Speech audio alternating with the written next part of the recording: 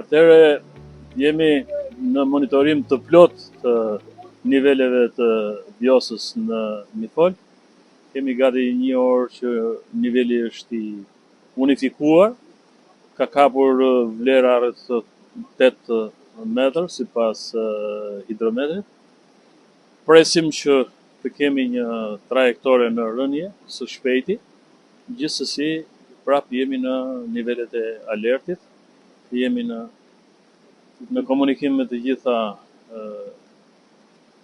institucionet dhe strukturat që kemi prezent, por edhe me banorët, ndaj dhe po e ndjekim drejt për së drejti situatën. Shpresojmë sepse prurjet nga matja në Tepelen dhe në Përmet janë në rënje të konsiderueshme nga nivelet që kanë pasur në mëngjes. Kuptohet që tashmë jemi në nivelet maksimale këtu, pasi është përqendruar gjithë prurja e biosës nga gjithë zona jugore dhe nga rreshjet e rëna në pjesën e Greqisë.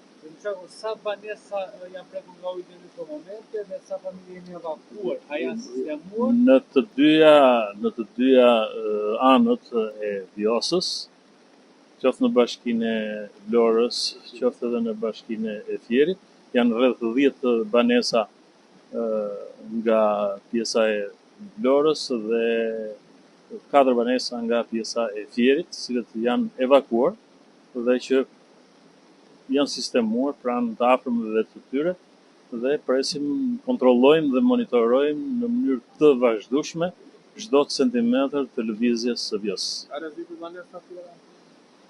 Për momentin nuk ka rrezik, gjithsesi, për sa kohë jemi në alert, jemi në pritje edhe të niveleve të biosës. Emergjenca do të qëndrojë dhe forcat armatosura apo do të vazhdojmë të jemi në krye të detyrës deri në momentin që do të ketë nevojë gjithë komuniteti. Jemi këtu për të shërbyer komunitetit dhe për të menaxhuar fatkeqësinë natyrore të përmbytjes.